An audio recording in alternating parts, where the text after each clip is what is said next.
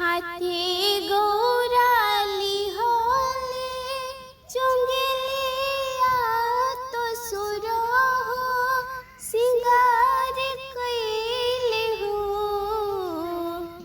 ए गौराली होले चुंगलिया तो सुरो हो सिंगार कैले हो। ए सखिया भादो मासे कैनी तीज बरतिया तो फुलावा लोढ़न जाली हो। ए सखिया भादो मासे कैनी तीज बरतिया तो फुलावा लोढ़न जाली हो।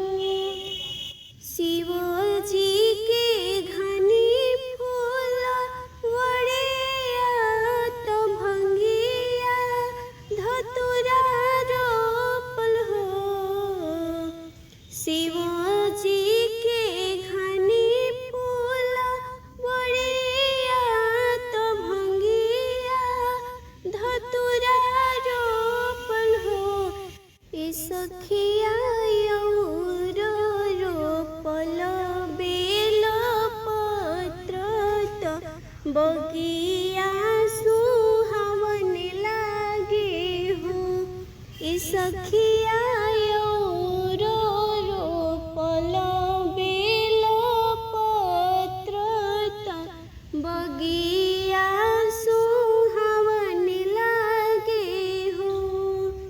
बेली फुलवा लोढ़ले चमेली फुलवा रो चंपा के फुलवा हो।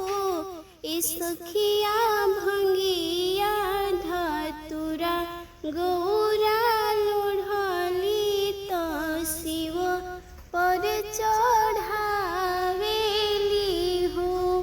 ए सखिया भंगिया धतुरा गौरा लोढ़ली शिव पर चढ़ावेली हो। हाथे गौराली होले चंगलिया तो सुरो हो सिंगार कैले हो।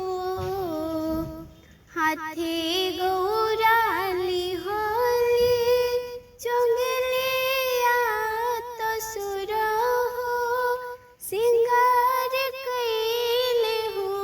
ए सखिया भादो मासे कैनी तीज बरतिया तो फुलावा लोढ़न जाली हो। ए सखिया भादो मा